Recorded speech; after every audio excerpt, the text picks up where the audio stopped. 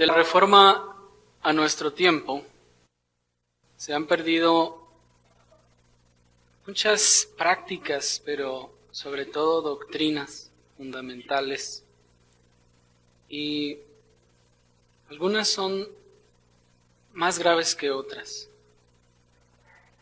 Pero una de las más graves que se ha perdido en las iglesias del evangelicalismo de nuestro tiempo es la doctrina de la salvación por gracia. Y en esta ocasión vamos a hablar de el evangelio perdido de la salvación por gracia. Para ello les quiero invitar a que por favor me acompañen a la epístola a los Gálatas, Gálatas capítulo 1, versículo 6 y 7.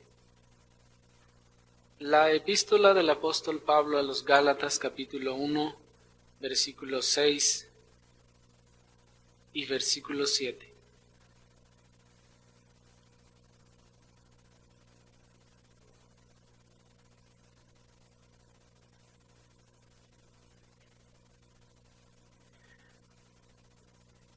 Estoy maravillado de que tan pronto os hayáis alejado del que os llamó por la gracia de Cristo para seguir un evangelio diferente.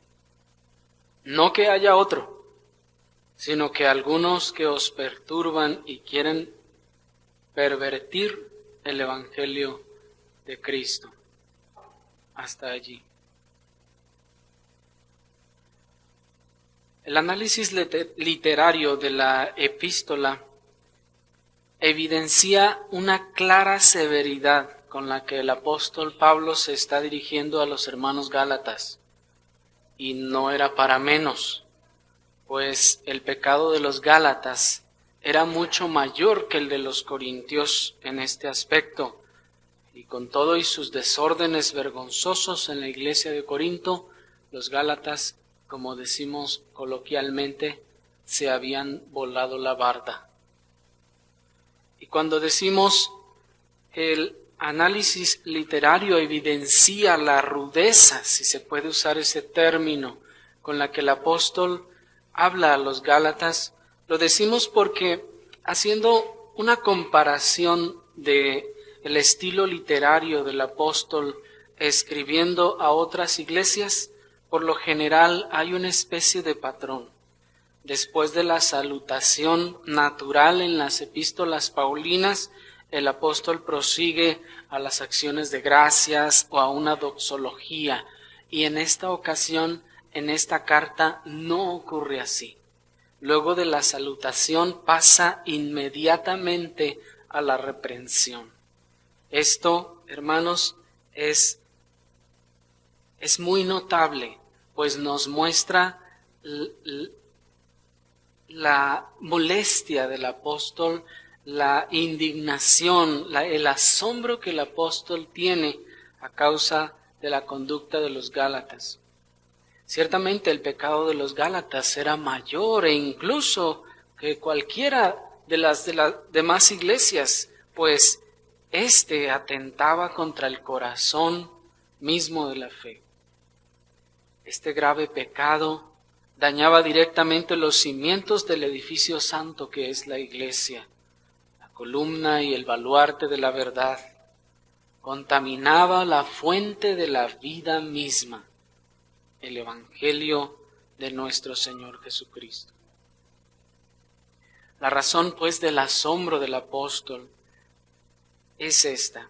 Y su asombro va más allá de un asombro natural de presenciar un intercambio injusto, pues los gálatas sencillamente no era que estaban cambiando oro por espejitos solamente, y aunque a alguien le pudiera parecer una completa locura que alguien intercambiara a su hijo por un vaso de limonada, el intercambio de los gálatas, hermanos, era mucho más impresionante que esto.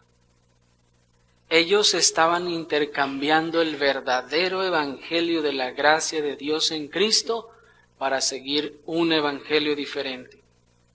Era como estar intercambiando el regalo de la vida eterna por una vida de esclavitud y de trabajos forzados. La palabra que llegó a nuestro castellano como maravillado es la palabra griega taumazo, que a nosotros nos suena como esa palabra traumatizar. La misma palabra, esta palabra griega es la misma palabra que se usa para describir el asombro y la estupefacción que experimentaban todos los presentes en los milagros de Jesús, el Hijo de Dios. Cuando leemos en los Evangelios que nuestro Señor Jesucristo efectuaba milagros, vemos siempre que hay un componente que existe en todos los relatos de los milagros, y es que la gente quedaba maravillada. Esta misma palabra griega es la que usa el apóstol cuando dice estoy maravillado. Es un asombro como estar contemplando aquellas grandes maravillas que nuestro Señor Jesucristo había hecho, aunque en este caso de manera negativa. El principio que establece claramente el versículo 6 es que el verdadero evangelio es un evangelio de gracia. No es un sistema de obras y méritos.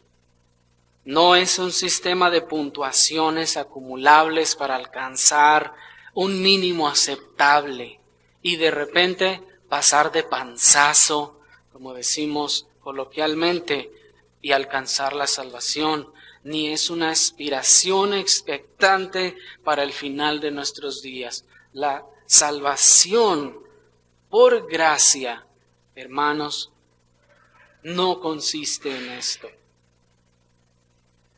Puesto que muchas personas plantean un tipo de evangelio de salvación que se basa en objetivos y en méritos, que es un sistema de puntos que ustedes van acumulando a través de cada buena obra que hagan, o acción, o esfuerzo, o ayuno, o días de ayuno, u horas de oración, y que es necesario alcanzar un mínimo aceptable, dicen ellos, para ver si al final alcanzo a pasar de panzazo. El Evangelio de la Gracia es el poderoso anuncio de salvación al más miserable de los criminales sobre la única base de la obediencia y dignidad de otro. El asombroso anuncio de salvación sin méritos ni obras propias es el Evangelio del cual los Gálatas estaban apartándose. El eficaz anuncio de salvación solo por gracia, solo por fe, solamente en Cristo. Y el único donde solamente Dios se lleva toda la gloria. El evangelio que no es de y por gracia no es evangelio. Y la gracia sin el mensaje del evangelio no es gracia.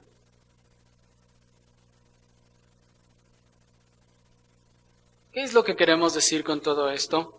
Bueno, primero, lo que queremos decir cuando decimos que la gracia sin el mensaje del evangelio no es gracia, es que todo tipo de ofrecimiento salvador, sin el mensaje del evangelio que confronta al pecador con su pecado y le muestra su estado condenatorio antes de mostrarle al Cristo clavado en el madero por sus pecados, por los pecados de su pueblo, por más accesible y buenista que suene, es una gracia barata, es un mensaje humanista que no es el verdadero evangelio.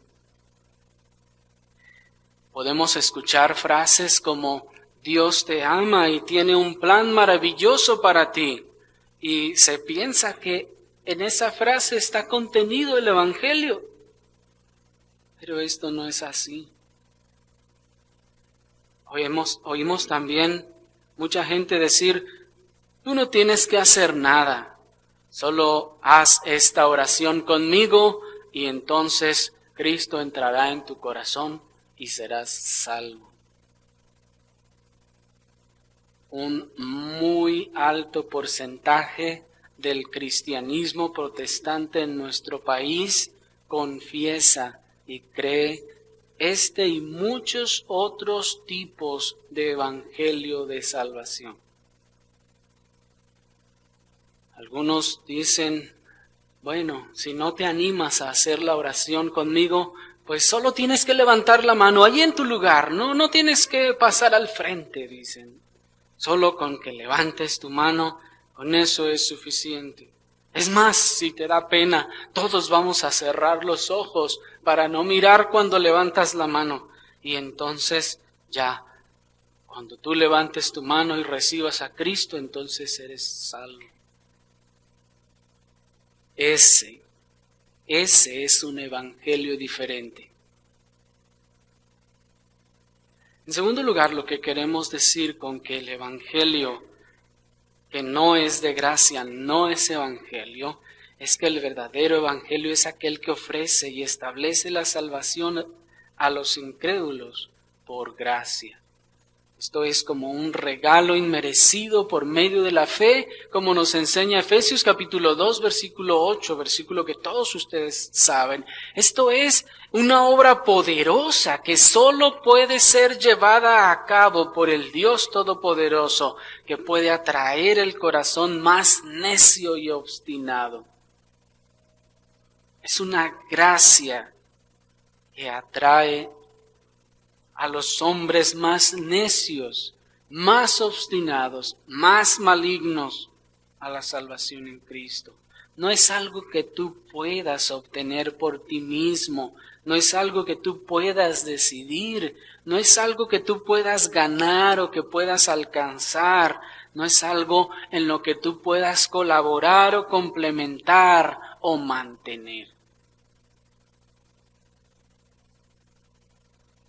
Así que toda exhortación y estímulo a conseguir y alcanzar la salvación por medio del esfuerzo, de la obediencia, de las buenas obras, de los ayunos, de las largas oraciones, de los sacrificios o de las abstinencias corporales o terrenales, son diametralmente opuestos al Evangelio de la gracia. Esto es, todos aquellos anuncios y estímulos a echarle ganas para alcanzar la salvación, a portarse bien para ser salvo, a obedecer para ser salvo, porque si no obedeces entonces no vas a alcanzar la salvación, a que tienes que hacer oración, a que tienes que hacer ayuno y sacrificios y entonces alcanzarás la salvación. Ese es un evangelio diferente. En estos casos muchas congregaciones transmiten una idea a sus feligreses de tal forma que muchos cuando piensan en la venida del Señor piensan y dicen, a mí me gustaría que cuando el Señor viniera me agarrara en ayuno. Cuando el Señor viniera me encontrara en oración. O en ocasiones esas son las motivaciones para hacer vigilias de fin de año y son las 11:55 y dicen, a ver hermanos, párense, vamos a orar para que nos encuentre el año orando. Pero todo aquel estímulo a echarle ganas para alcanzar nuestra salvación es un evangelio diferente.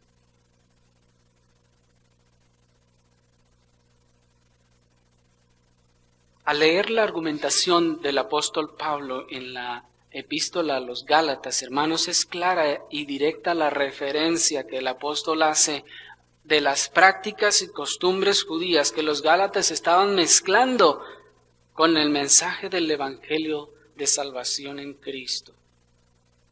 Así como es clara la mezcla con la obediencia de las obras de la ley para alcanzar dicha salvación. Ustedes leen la epístola a los Gálatas y el apóstol está reconviniendo a los Gálatas una y otra vez. Ustedes han mezclado el Evangelio de gracia y piensan que no es suficiente o que no fue suficiente y que es necesario añadirle algunas obras, que es necesario añadirle algunos esfuerzos, que la salvación no quedó completa, que tú la tienes que terminar, que tú tienes que hacer tu parte para entonces alcanzar dicha salvación. Y en el punto cumbre de la argumentación del apóstol a los Gálatas, él les expresa las palabras que están en el capítulo 3, versículo 10 al 12. Acompáñenme por favor allí mismo en Gálatas, en el capítulo 3, en el versículo 10 al 12. Dice: porque todos los que dependen de las obras de la ley están bajo maldición. Pues escrito está: maldito todo aquel que no permaneciere en todas las cosas escritas en el libro de la ley para hacerlas. Y que por la ley ninguno se justificará para con Dios es evidente, porque el justo por la fe vivirá. Y la ley no es de fe, sino que dice: el que hiciere estas cosas vivirá por ellas. Así que, amigo, si tú estás pensando que podrás alcanzar tu salvación porque algún día hiciste una oración, aceptaste al Señor, porque algún día te bautizaste, porque le vives echando ganas, porque te portas bien, porque haces buenas obras, porque ayunas tantos días a la semana, porque tus oraciones son de tantas horas, o como alguien decía, porque tus rodillas ya no tienen vellos, sino que ya se les ha acabado de tanto que estás de rodillas. Tú estás creyendo un evangelio diferente. En cierta ocasión, un hombre retaba al público y decía: a ver, enséñenme sus rodillas, porque yo les enseño las mías. Sí, así de grotesco como pudiera sonar. Pero les decía: enséñenme sus rodillas y entonces yo me daré cuenta si de verdad andan bien. Miren las mías. 3 horas diarias de oración.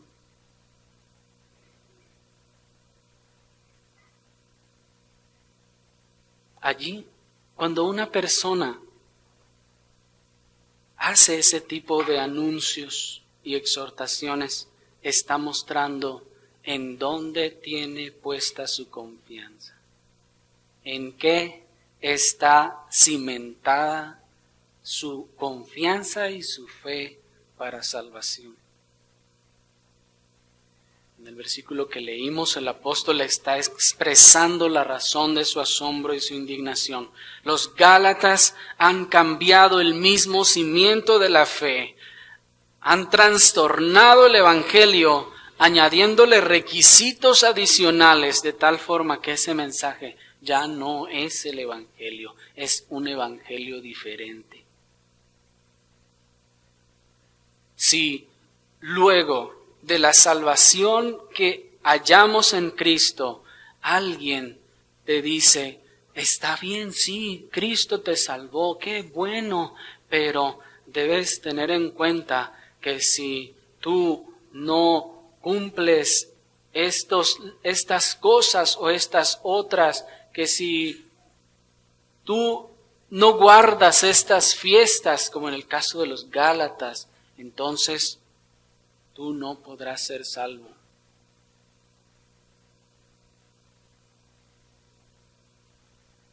El contraste en el mensaje de la epístola es claro. El verdadero evangelio de la salvación por gracia es completamente opuesto al falso mensaje de salvación por obras. al falso mensaje de salvación por méritos, por obediencia o por sacrificios. Ambos son mutuamente excluyentes. Ninguno complementa al otro. No se trata de que una cosa complementa a la otra. En cuanto a la salvación, hermanos, el Evangelio debe ser puro y no se puede complementar con esfuerzos humanos. Añadirle obras, mérito o colaboración del hombre en su propia salvación es negar la eficacia plena y perfecta de la suficiencia de Cristo y su justicia imputada en la cuenta de todo aquel que cree. Creer que la salvación se alcanza a través de la justicia propia, de los méritos propios, de la obediencia propia, es de verdad otro evangelio. Es otro evangelio diferente donde la fe no está depositada en Cristo, sino en mis propios méritos, en mis propias obras. Y eso ya no es cristianismo. Podrá ser algún tipo de judaísmo o podrá ser alguna otra cosa, pero no cristianismo. Tú no puedes estar en Cristo mientras tienes tu confianza puesta en tus buenas obras. Pues nosotros hallamos muchas personas que nos dicen ser cristianos y decir, yo estoy en Cristo. Oh sí, ¿y cómo es que has sido salvo? Bueno, desde que me bautizaron vengo echándole ganas y no he pecado desde entonces. No, eso no es estar en Cristo. No es posible estar en Cristo y tener nuestra confianza en nuestras propias obras. No puedes estar en Cristo mientras tengas tu confianza puesta en tus ayunos, en tus largas oraciones o en tu obediencia.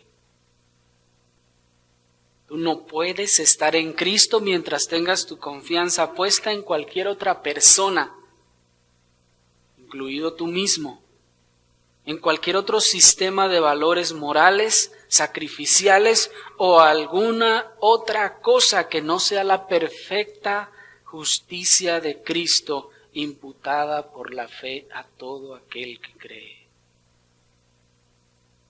El apóstol Pablo mismo dijo en Filipenses capítulo 3, versículo 9, hablando sobre todas aquellas formas de reputación de las que se podía gloriar en la carne, dice, lo tengo todo por basura. Y el original expresa la palabra más bien estiércol. Dice, lo tengo por estiércol para ganar a Cristo y ser hallado en Él. Y hermano apóstol Pablo, ¿qué es ser hallado en Cristo? Y dice, no teniendo mi propia justicia, que es por la ley, sino la que es por la fe de Cristo, la justicia que es de Dios por la fe. Si tú tienes tu propia justicia y eres hallado en ella, no eres hallado en Cristo. Dice el apóstol, ser hallado, a pesar de todo lo que yo podría jactarme en la carne, en los esfuerzos religiosos, en los logros religiosos, yo espero ser hallado en Cristo, no teniendo mi propia justicia, nada de lo que alguna vez haya hecho. Y el apóstol poseía una reputación moral y religiosa que ninguno de nosotros aquí podríamos igualar. La triste y desconsoladora realidad del protestantismo 500 años después de la Reforma no es muy diferente a la de los Gálatas. El verdadero evangelio de la salvación en Cristo por gracia está ausente en un muy importante porcentaje de las congregaciones protestantes de nuestro tiempo. El evangelio de la salvación por gracia se ha perdido en muchas congregaciones. Y según las estadísticas que les expresé hace rato, al menos el 33% del cristianismo protestante mexicano enseña otro evangelio. Un evangelio falso de salvación por obras, méritos, acciones, rituales, etc. Este otro evangelio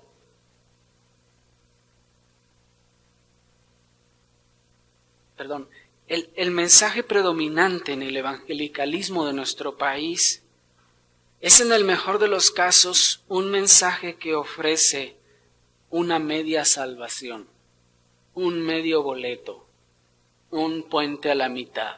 Esto es, bueno, Cristo ya te salvó, ahora tú échale ganas. Bueno, Cristo ya te salvó, sí, claro, es por fe, ¿no? ¿Quién dice que no es cierto que es por gracia? Ustedes pueden preguntarle a este 33% del protestantismo de nuestro país, oye, ¿tú crees que la salvación se obtiene por obras o por gracia? Y va a decir, por gracia, claro, por gracia, no hay otra forma. Oh sí, bueno, y entonces tú eres ya salvo. Bueno, hay que echarle todavía ganas, hay que esforzarse y hay que aguantar, y quién sabe ya a la mera hora, pues alcance uno a pasar de panzazo. ¿Me explico? Este otro evangelio diferente, se trata de un mensaje que ofrece perdón, pero no justificación. Se enseña en muchas congregaciones, sí, Cristo te perdonó, mira cuando Él murió en la cruz y ahora que tú lo aceptas o ahora que sales del agua bautismal, sí, Él te perdonó, pero ahora pues ya es borrón y cuenta nueva. Tú a partir de aquí tienes que echarle ganas y hacer tu parte, correr lo que te falta para alcanzar tu salvación. Ese, en el mejor de los casos, es una media salvación. Este malvado mensaje sinergista abandona a sus seguidores a sus propios esfuerzos, a sus propios méritos y sacrificios a aquellos que se dicen perdonados, y les deja sin ningún otro lugar donde depositar su confianza y su esperanza más que en sí mismos. Puesto que si Cristo ya me perdonó, pues qué bueno, pero ahora me toca a mí. Entonces, ¿dónde está mi confianza? ¿En el perdón que recibí o en lo que me resta por hacer para ser salvo?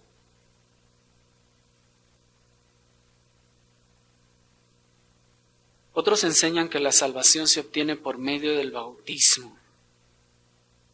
Y la mayoría de ellos añade que la fórmula bautismal se halla que la fórmula bautismal es muy importante y en ella se halla la eficacia del bautismo. Esto es, en muchos lugares se cree, de verdad se cree, que cuando usted se introduce en el agua y sale de allí ya sale salvo. Entró pecador y sale salvo, literalmente. Y nos asombrábamos cuando los católicos van a la pila y agarran el agua bendita y le hacen así, ¿no? Decimos, pues ¿qué piensan que es agua toda llena de manos, que todo el mundo metió la mano? Sí, el agua del río donde todo el mundo se bañó.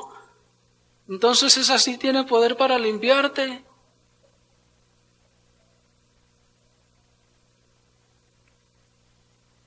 Y estas personas muchas veces se apresuran a decir, oh sí, el bautismo te va a salvar. Pero espérame, no cualquier bautismo, no cualquier cosa que se diga cuando eres sumergido en el agua. Tienen que expresar estas palabras.